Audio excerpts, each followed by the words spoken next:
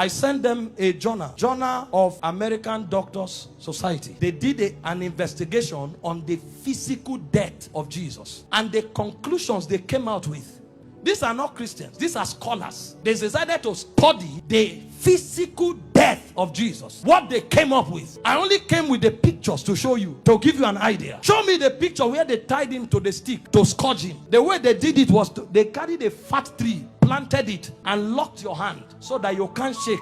That means when they are scourging you, you can't turn. And they stripped you naked when they scourged you. The cane they used to whip you, they attach bones and metals to it. So anytime they wipe you, it pulled off your skin. There were records that said they whipped somebody like that and the thing tore the intestine and things came out. Somebody else was scourged like that. The whole back was peeled off. They saw bones. That's how the thing enters. They whip you and tear your skin. So every time they wipe you, if they pull it, your skin comes out. So that when they finish beating you, because of the volume of fluid you will lose, you will die of taste. If you don't die of heart failure. This is scourging. And the Romans don't flog 39. It's the Jews that flog 39. The Romans flog until they are tired. So the people beating you, they will beat you until they faint. When they finish scourging you like this, if life remains in you, then mercy spoke for you. After they scourged him, they now took him trekking with the cross for close to 1 kilometer to Golgotha. He lost so much weight that short journey he fell 3 times. He couldn't walk and nobody would give him anything to drink. Historian said when his face was wiped, blood stains crested the mark of his face on the handkerchief. Everywhere was bleeding. Can I show you the scripture that described this punishment? Isaiah 52 verse 14. It said, just as many were appalled. You know the word appalled? The highest level irritation. When you saw him, you are like, what is this? You couldn't describe it. It said many were appalled at the sight of him. For so mad, you know the word mad?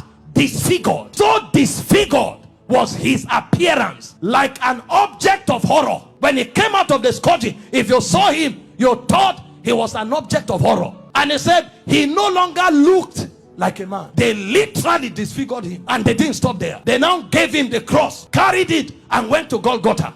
Then they began crucifixion. In crucifixion, they nail you at your wrist, because the idea was for you to hang there until you suffocate. You know, the word excruciating didn't exist until the Romans started crucifying people, because the word excruciating comes from the word cruciating, and the word cruciate comes from crucifix. So it's excruciating is actually a pain you feel when you are crucified, because there's no pain in that class. When a man is crucified, his whole weight hangs on his wrist, and the only support he has are the nails on his toes. And when they crucify you, you saw a picture of Mel Gibson where you were straight. You can't be straight when they crucify you, because your back, there's no space to stand straight. You have to turn sideways to hang, because this is how you hang. Your weight actually hangs on your wrist. If you are tired and you want to gain small balance, you now push it on your toe that is on the nail. That's why when they wanted to kill the criminals, they broke their legs. And the reason is because when you are hanging, your stomach is bent so that your diaphragm can't breathe. Air can't enter. So Jesus was there for 6 hours. You know what that means? For 6 hours, every time he breathed, he had to pull himself up. So he pulled himself on a nail up to breathe. For 6 hours. He will pull up, breathe, go back. Pull up for 6 hours. Remember, his back is already torn. So as he's pulling up, he's feeling pains on the wrist. His back is scrubbing on the cross, and his leg is feeling pain. To breathe and go back. Every breath was death.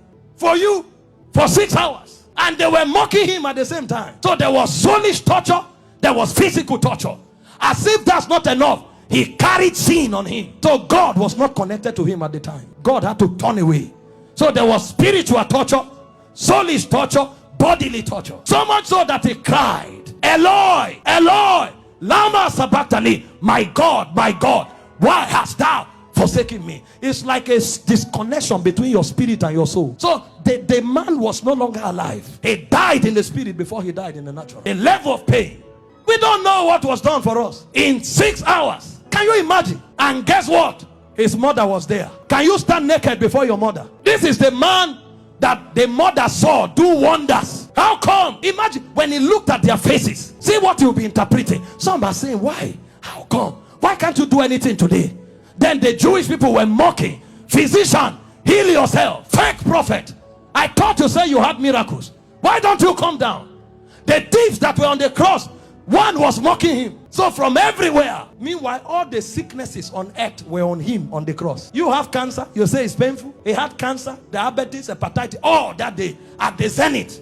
Because he carried sickness, he carried sin, and he carried the reproach of God. You don't know the reproach of God until you go to hell. So for those 6 hours, he was in hellfire. The point came when the price was paid. He looked up and said, I'm thirsty. They gave him vinegar. He said, no, that's not what I'm looking for. I'm looking for the river that flows from the throne of God. I'm looking for that which satisfies indeed. When they didn't have it to offer, he said, it is finished. And he said, Father, unto you I commit my spirit. I commit. Because they couldn't kill him. They couldn't kill. No, you don't kill him. This commandment I've received from my Father. I have the power to lay down my life and to take it up. So he felt all those pains, keeping his life inside him. He had the choice to give up the ghost early. But if he gave up the ghost before the scourging, the sacrifice won't be complete. That's where it is more painful. He had the power to say, no, now I depart. But he kept his life and suffered the pain. From the scourging, to the shame, to the reproach, to the embarrassment, to the flogging, to the crucifixion, until he checked and saw that the sacrifice was complete. Because he had the choice of letting you go to hell, or of keeping you while he stays in hell. He chose to stay in hell.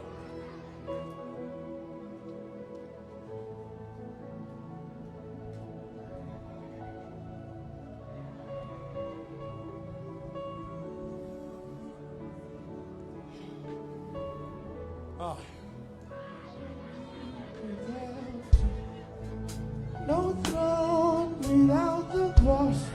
There's no sacrifice without your blood. All this you did for me. No me without you. No throne without the cross. There's no sacrifice without your blood. All this you did for me. No me without you. No throne without the cross.